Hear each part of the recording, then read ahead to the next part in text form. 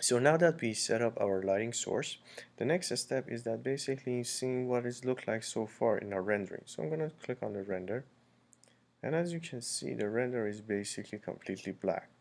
There's two reasons about that. First of all, we turn off the ambient color and environmental color, and the second, it means that my lighting source that I set up for this drawing is basically so weak.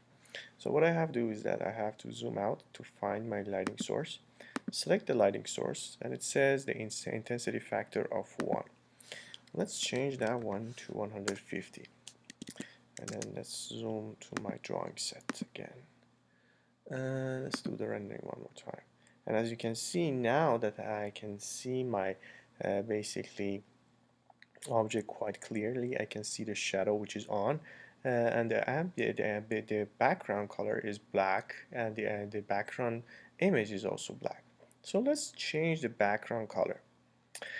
Let's change the background color. I'm gonna go with the render environment and exposure basically. In the environment, first thing I want to do is that I want to turn on the environment.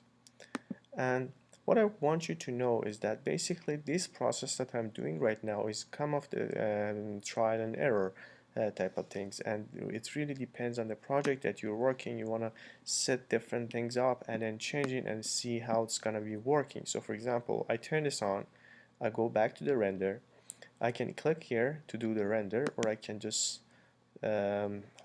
use a different size for a rendering.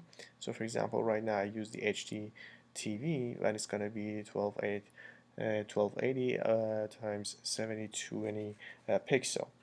So if I click on the render, you see that after I turn on the ambient color, it's kind of ch changed the whole things. The shadow is more like natural now compared to what it was before, and it's a little bit more brighter than what it was. So I'm gonna go over here, and let me just grab this out of this piece because I want to see the whole menu. Okay, so again, if I'm not satisfied with the base lightings, I can change that one on into a different kind of a color format. So warm light, soft light, cool light, depending on the, right now it's a sharp highlight. Let's say if I want to change this one to the warm light, that's how it's going to affect my drawings. And you can see that the difference. So the main point is that you create something and then start adjusting that. Even with this like a format, if I go down here and change the exposure to, for example, 10, and go back and do the rendering, you see that that's going to be fixing it's not going to be super light in my drawing. The exposure setting, I'm going to get to that exposure setting later. But this is basically, we're going to keep this as a sharp highlight. And you can use the IVL image as a background, or you can use a custom background. I usually use the custom background. If I click on the background, I have multiple options. First one is nothing. The second one is a solid color that you can click on this color and then change the color to whatever color you want. You can use the gradient. Basically, you have a two option color, and you can select two color, and even the rotation of that color in regards to my drawing. So for example, I'm gonna set the top color as a light blue, and the down color as a dark blue. And right now the rotation is 0. If I change it to, for example, 90, that's going to change that one to another direction. I can even change it to 3 color if I want it.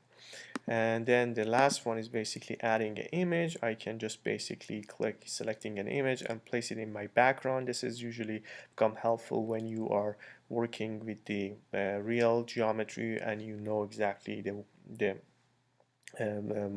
view that you want to look at the object, and you want to set that view and put the background behind it. So for now we're going to use the gradients, and I'm going to use this color setting that I have.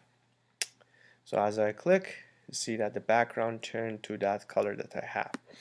So the exposure is basically the amount of the sensitivity of the camera that I'm doing the render, and as I increase the number, the sensitivity is gonna be decreased, and as I lower this number, that's gonna be increase the amount of sensitivity of my camera, and that means that my image gonna be brighter or darker. The white balance, I can change the white balance. I can change it to the warm color, or I can change it to the cool color. And this is like some sort of a middle for this drawings.